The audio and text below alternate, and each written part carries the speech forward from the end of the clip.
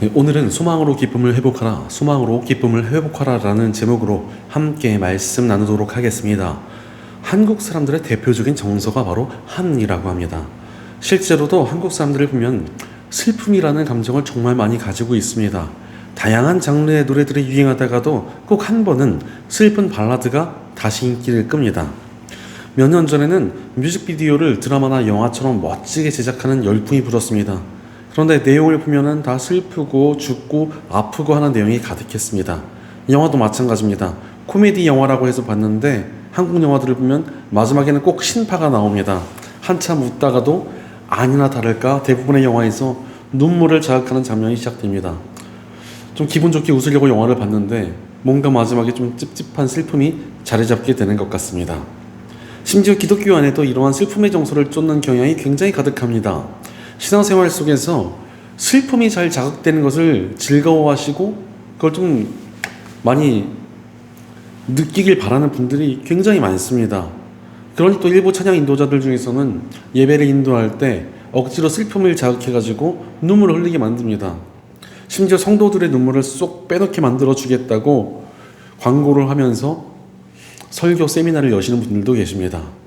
감정을 자극해가지고 눈물을 흘리게 만들면 성도들이 은혜 받았다고 느끼고 아주 좋아한다는 것입니다. 그런데 이런 슬픔의 정서가 가득하다 보니까 기뻐해야 할 순간에도 제대로 기뻐하지 못합니다. 특히 오늘은 우리가 가장 기뻐해야 할 날 중에 하나인 부활절입니다. 그래서 우리가 데살로니가전서 내용을 쭉 순서대로 살펴보다가 중간 내용을 조금 건너뛰고 부활에 관한 내용을 좀 먼저 다루고자 합니다. 왜 순서가 바뀌었지? 이렇게 좀 헷갈리지 않으셔도 됩니다. 부활절이라서 좀 땡겼어요. 일단 부활에 대해서 말씀을 나누기 전에 참 중요하게 짚고 넘어가야 될 것이 하나 있습니다. 복음이 무엇입니까? 복음의 핵심은 바로 십자가와 부활입니다. 그런데 사람들은 예수님의 십자가에만 집중하기를 좋아합니다. 십자가가 부활로서 완성되었다는 사실을 잊어버린 채 우리를 위해 죽으신 예수님의 십자가에 대해서만 묵상하고 슬픔에 잠겨있길 좋아하는 사람들이 너무나 많습니다. 그러다 보니 뭔가 좀 이상한 현상이 발생합니다. 고난주간이라고 해가지고 부활절 전에 일주일은 무조건 슬퍼하시고 어떤 분은 또 사순절이라고 해가지고 아예 한 40일 정도를 슬퍼하십니다.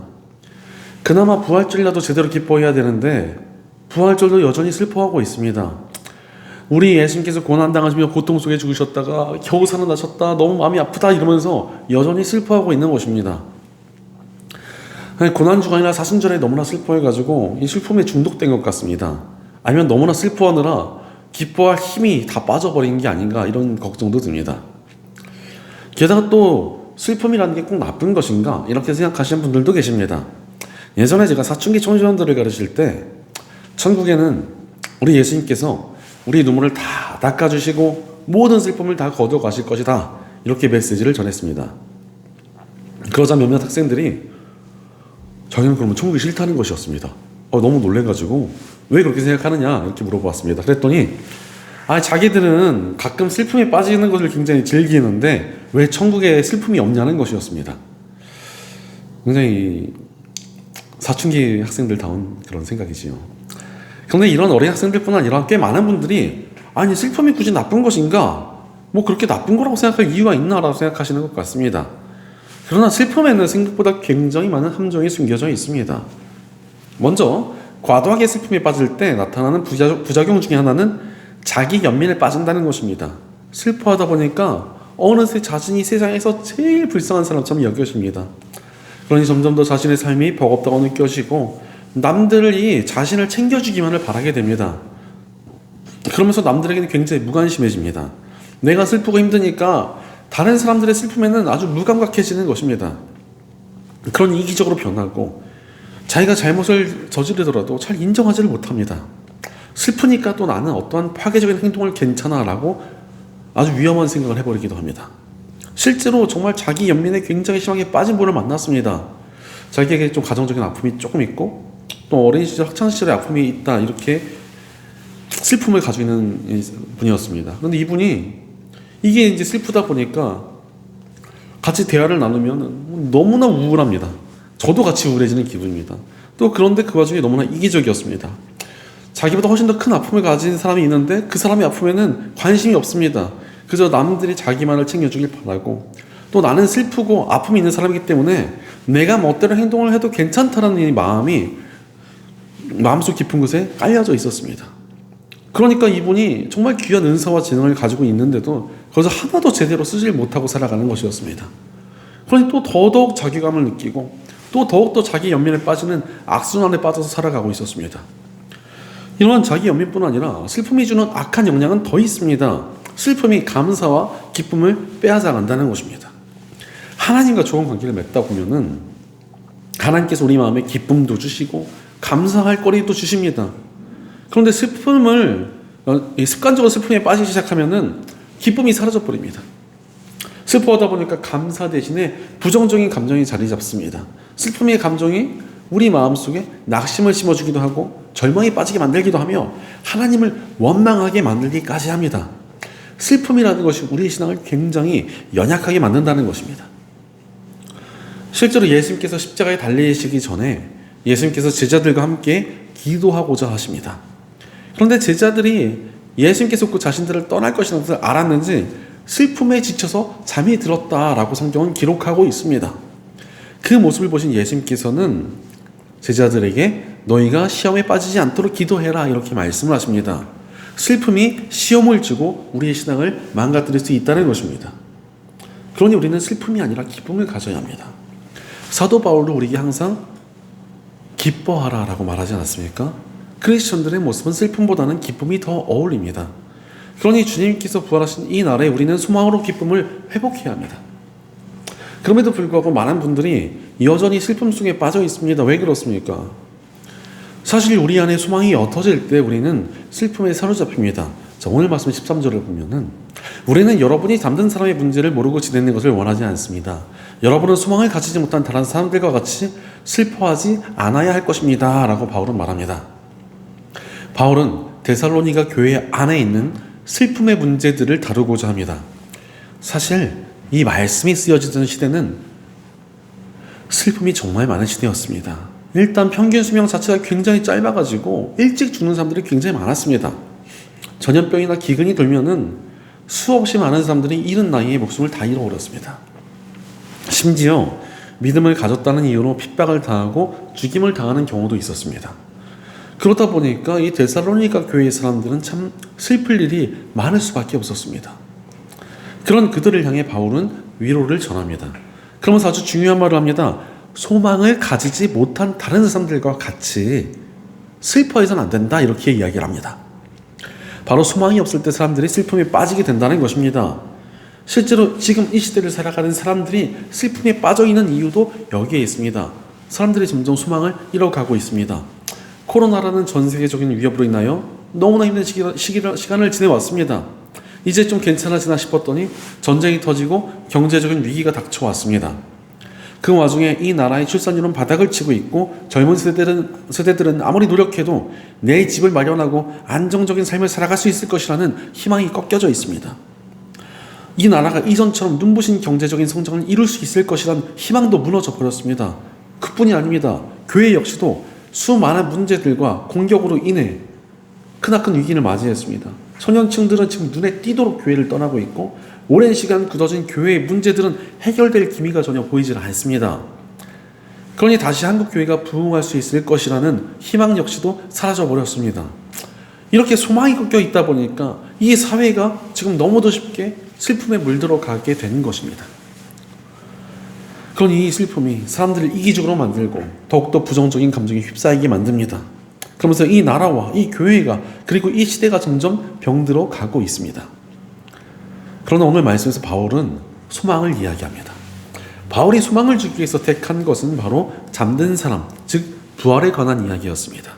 부활을 통해 소망을 품고 기쁨을 회복하라는 것입니다. 부활의 소망이 바로 바울이 전해준 위로였습니다. 지금 이 시대에도 부활은 우리에게 소망을 줍니다. 세상에 아무리 부정적인 감정과 슬픔에 휩싸여 있어도 우리는 부활의 복음 안에서 소망을 찾을 수 있고 기쁨을 회복할 수 있습니다.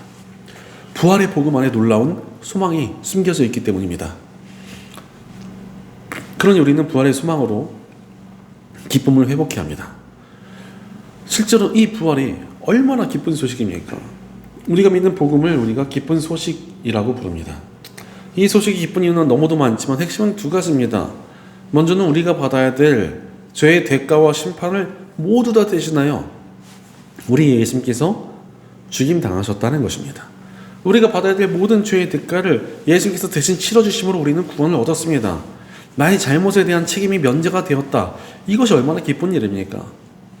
그런데 복음의 기쁜 소식은 여기서 끝나지 않습니다.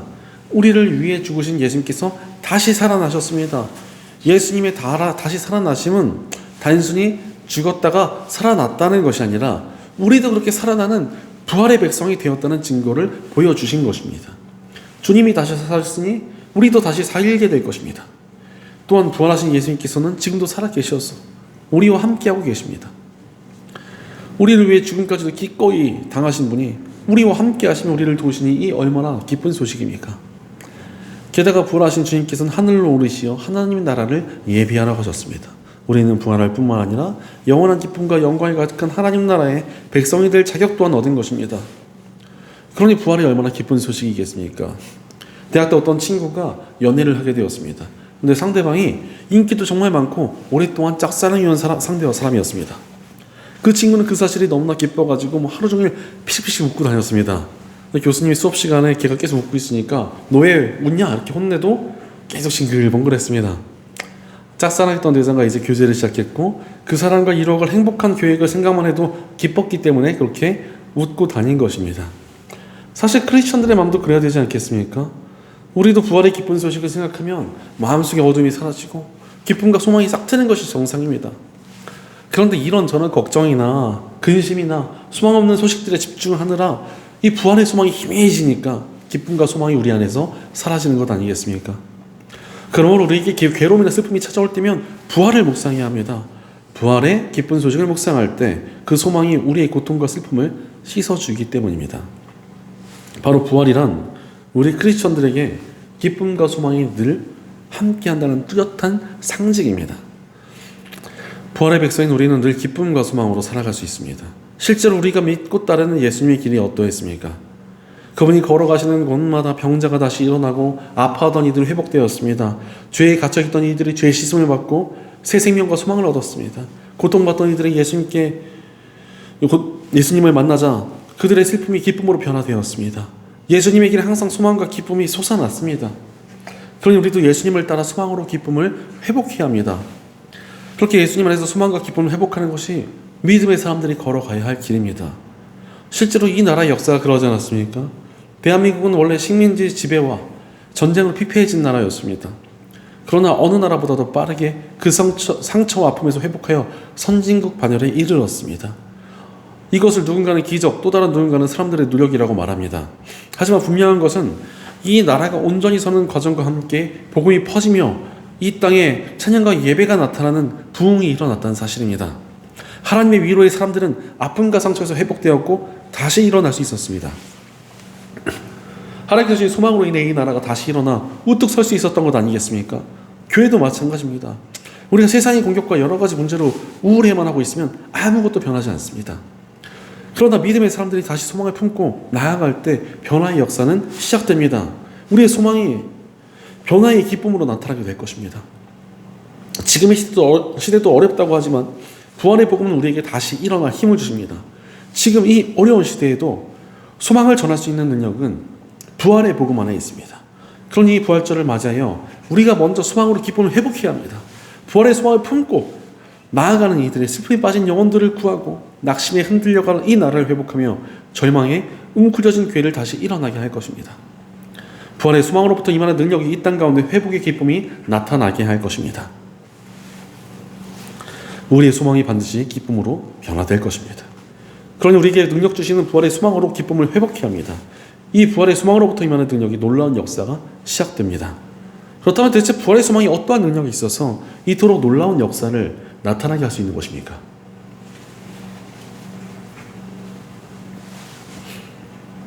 첫째로 부활의 능력이 우리를 강하게 하십니다. 예수님의 부활이 우리를 어찌 강하게 하실 수 있으십니까? 그것은 그분의 죽으심이 우리를 위한 것이었기 때문입니다. 오늘 본문 14절을 보면은 우리는 예수께서 죽으셨다가 살아나신 것을 믿습니다. 이와 같이 하나님께서 예수 안에서 잠든 사람들도 예수와 함께 데리고 오실 것입니다 라고 말씀하십니다. 이 말씀 보면은 굉장히 재미있는 부분이 하나 있습니다.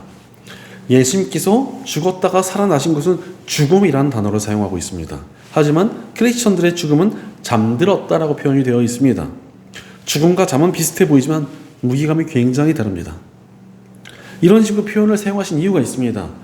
예수님의 죽으심은 철저히 우리를 대신하신 것이었기 때문입니다. 예수님께서 우리가 받아야 할 고통과 심판과 아픔을 대신 받으셨습니다.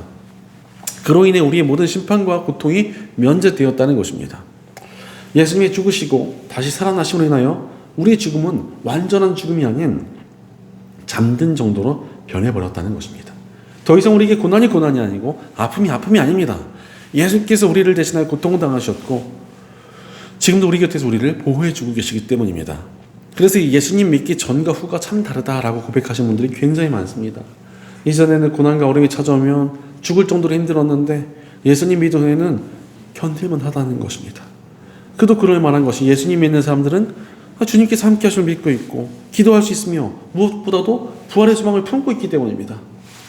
제가 참 좋아하는 말씀이 예수님께서 우리와 함께 멍에를 지신다고 하신 말씀입니다. 그런데 이스라엘에서 사용하는 멍에는 한국에서 흔히 사용하는 멍에와 굉장히 다릅니다. 소 2마리가 함께 멍에를 짊어지고 가는 것이 이스라엘식 멍에입니다. 이 멍에는 더 힘이 센 소가 대부분의 힘을 감당하고 약한 소는 보조를 하게 된다고 합니다. 예수님께서 우리와 함께 멍에를 지신다고 하신 것이 이렇습니다.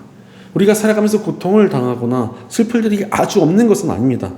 그러나 예수님께서 그 짐을 함께 짊어지십니다. 오히려 우리보다 더욱 무겁게 그것들을 감당해 주고 계십니다. 그러니 우리에게 부활의 소망이 있을 때 우리는 더욱 강하게 이 땅을 살아갈 수 있습니다. 주님께서 우리와 함께 하시며 힘주고 계시기 때문입니다. 그러니 이제 우리는 부활의 복음 안에서 우리를 도우시는 주님을 소망으로 품고 강하게 살아갈 수 있게 되었습니다. 우리와 동행하시는 예수님, 우리가 고통받을 때 함께 하시는 성령님, 희망이 되시는 아버지 하나님 우리를 강하게 하십니다. 그러니 세상에서 어떤 문제나 절망을 만나도 우리는 무너지지 않습니다. 우리 어떤 문제나 어려움도 성삼일체 하나님과 함께 이겨낼 수 있게 됩니다. 이렇게 우리가 강하게 변화되어 세상을 살아갈 수 있다는 사실 얼마나 기쁩니까? 그러므로 우리를 강하게 하신 부활의 소망으로 기쁨을 회복해야 합니다.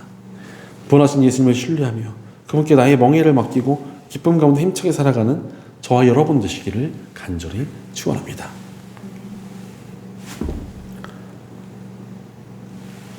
둘째로 부활의 능력이 우리를 담대하게 하십니다. 주님과 함께하며 강해진 사람의 마음이 어떻게 되겠습니까? 담대해집니다. 가끔 사람들 중에서도 비실비실하던 사람들이 운동을 해가지고 체력을 키우고 좀 튼튼해지면은 이전과 다른 담대함이 생기는 것을 보게 됩니다. 마찬가지로 우리도 주님과 함께함으로 강해지면 담대한 용기가 솟아납니다. 그런데 우리의 담대함은 단순하게 체력이 좋아서 생긴 담대함과는 차원이 다릅니다. 자, 오늘 말씀 15절과 16절을 보면 주님이 다시 오셨을 때의 모습이 그려집니다. 죽었던 이들이 먼저 부활하여 주님을 만나고 예수님의 호령과 함께 천사들이 나타나며 하나님의 나팔 소리가 온 하늘에 가득 울려 퍼진다는 것입니다. 바로 우리 예수님께서 반드시 다시 오십니다. 그리고 다시 오실 때는 예고하신 것처럼 모든 사람들이 볼 수 있도록 어마어마하게 화려하고 영광스럽게 다시 오실 것입니다. 그러니 가끔 이단들이 내가 사실 재림 예수다, 몰래 선택받은 사람들만 알도록 온 것이다 하는 것은 다 거짓말입니다. 예수님께서는 약속하신 대로 모든 사람들이 다 볼 수 있도록 오실 것입니다. 그런데 여기서 바울이 하는 말 중에 아주 희한한 표현이 하나 있습니다. 보통 사람들은 죽음이라는 것을 불안해하고 두려워하지 않습니까? 그러나 바울은 죽음이 오히려 특권이라고 말을 합니다. 주님을 위하여 살다가 죽은 이들은 먼저 부활하여 주님의 곁에 간다는 것입니다. 누구나 두려워하는 죽음이 더 이상 두려워할 문제가 아니라 하나님 안에서의 특권이라며 바울은 용기를 북돋아주고 있는 것입니다. 사실 부활의 소망 앞에 우리의 두려움은 사라지게 되어 있습니다. 죽어도 부활하는데 무엇이 두렵겠습니까?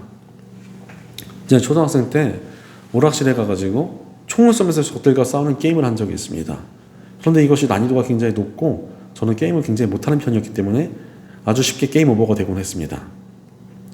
그러면 순식간에 100원이 날아가 버려가지고 게임을 할 때마다 아주 조마조마한 마음을 가지고 게임을 했던 기억이 있습니다. 그러다가 나이가 들어서 친구네 집에 갔더니 아니 그 게임이 설치가 되어 있는 게임기가 있었습니다. 게다가 또 가정용 게임기이다 보니까 게임 오버가 돼도 얼마든지 이어서 할 수가 있었습니다. 그러니 조마조마해야 할 필요가 없이 담대하게 게임할 수 있어서 얼마나 즐거웠는지 모릅니다. 우리에게도 마찬가지로 죽음이 끝이 아니라 부활이 있고 영원한 하나님 나라에 있다는 사실이 우리를 담대히 살아가도록 만들어줍니다. 게다가 이것이 우리를 더욱더 강하게 만듭니다.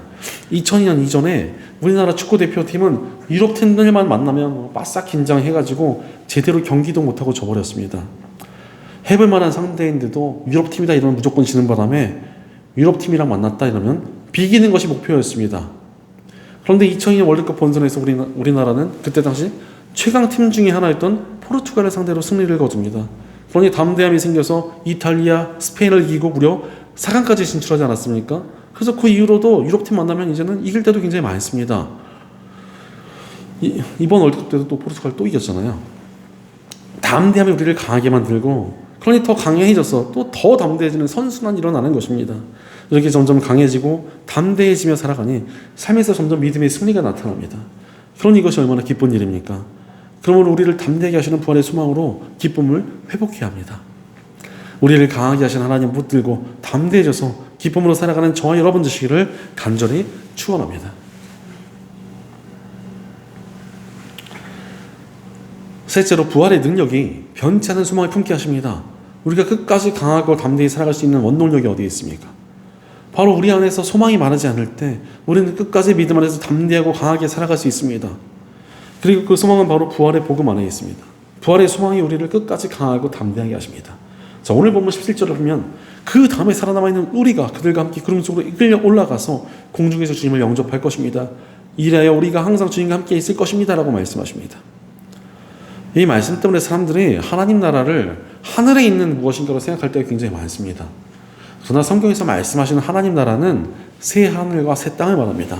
저 하늘에 동떨어져 있는 완전히 다른 공간이 아니라 하나님께서 지으셨던 이 피조 세계가 완전하고도 새롭고 영광스러운 모습으로 태어나는 것이 하나님 나라라는 것입니다. 그래서 여기서 바울이 말하는 것들은 사실 좀 비유적인 표현이 많습니다. 먼저 구름 속에 끌려간다는 것은 주님의 영광 안으로 들어간다는 의미입니다. 모세가 출애굽을 할 때도 하나님께서 구름으로 길을 인도하셨고 솔로몬의 성전에서도 구름 속에서 하나님께서 영광을 나타내셨습니다.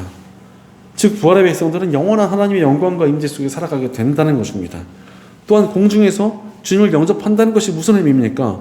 또 이것을 보고 어떤 분들은 공중에서 예수께서 재림하시면 그 안에서 또 일부는 또 공중 재림 때 만나고 또 나중에 한 번 더 땅에 재림하신다 뭐 이렇게 이야기하시는 분들도 있는데 이건 좀 잘못된 해석이라고 생각을 합니다.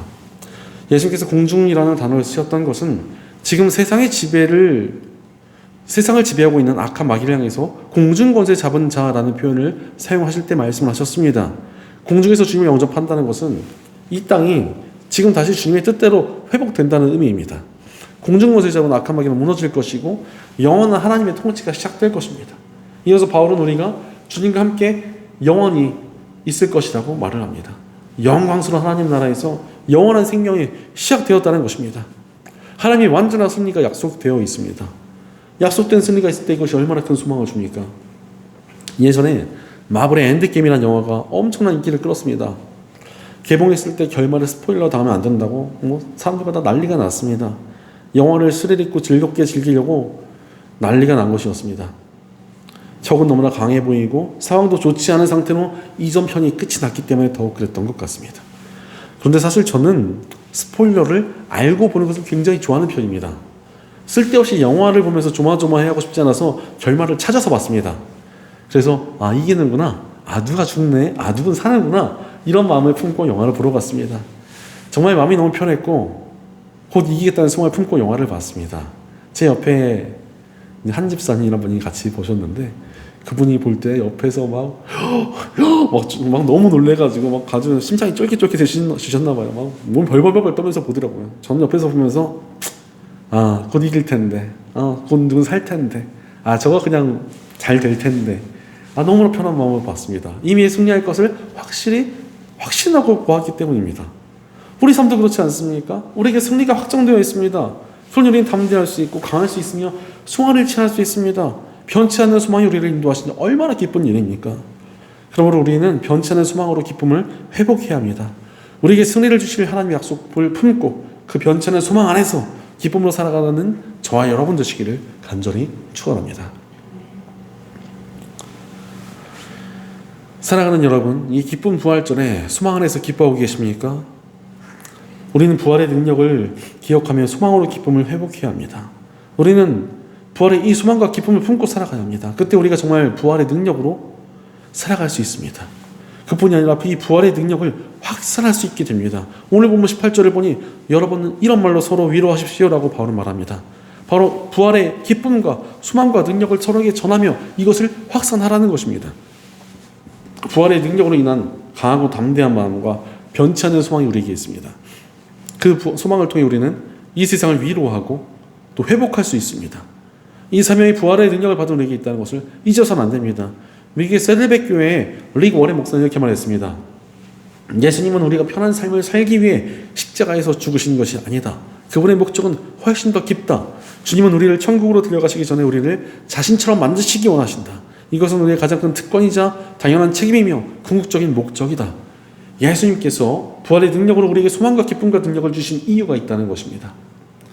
단순히 우리가 덜 슬프고 더 잘 살라는 것을 넘어서 예수님 닮은 모습으로 이 세상을 위로하며 회복시키기 위해 부활의 능력을 주셨다는 것입니다. 그러니 우리는 이 부활절을 맞이하여 부활의 소망과 기쁨과 능력을 통해 세상을 변화시키기 위하여 한 발자국 나아가야 합니다. 그때 우리가 예수님처럼 영혼들을 위로하며 구원의 길로 인도하게 될 것입니다. 우리 교회가 부활의 소망으로 다시 일어나게 될 것입니다. 이 땅에 하나님 나라가 임하게 될 것입니다. 무엇보다 그 일에 쓰임받는 우리는 하나님과 함께 기쁨으로 살아가게 될 것이며 영원한 하나님의 나라의 상급이라는 더 큰 기쁨까지도 얻게 될 것입니다. 그러니 이 기쁜 부활절에 부활의 소망으로 기쁨을 회복해야 합니다. 부활의 소망이 주는 기쁨을 품고 부활의 능력으로 살아가며 쓰임받는 부활의 백성들로 세워져가는 저와 여러분 되시기를 주의 이름으로 간절히 축원합니다. 기도하겠습니다. 우리를 위해 죽으시고 부활하시며 부활의 능력을 주시는 예수님 감사합니다. 우리가 부활의 소망을 잃어버린 채 슬픔에만 갇혀 살지는 않았는지 우리의 삶을 돌이켜봅니다. 그러나 이제 주님께서 주시는 부활의 소망을 품고 기쁨으로 살아가기 원합니다. 부활의 변치 않은 소망이 우리를 강하고 담대하게 하심을 누리며 살아가게 하옵소서. 부활의 소망과 기쁨을 세상에 전하며 이 땅을 회복하는 일에 우리를 사용하여 주시옵소서. 우리의 공동체 가운데 함께해 주셔서 우리가 부활의 소망으로 서로를 격려하며 부활의 기쁨이 가득한 이 세상을 만들어가는 일에 함께 쓰임받게 하여 주옵소서. 기쁨이 가득한 부활의 백성다운 그 삶을 살아갈 수 있도록 도와주옵소서. 부활하셔 지금도 우리 함께 하시며 힘주시는 우리 주 예수님의 이름으로 기도드립니다. 아멘.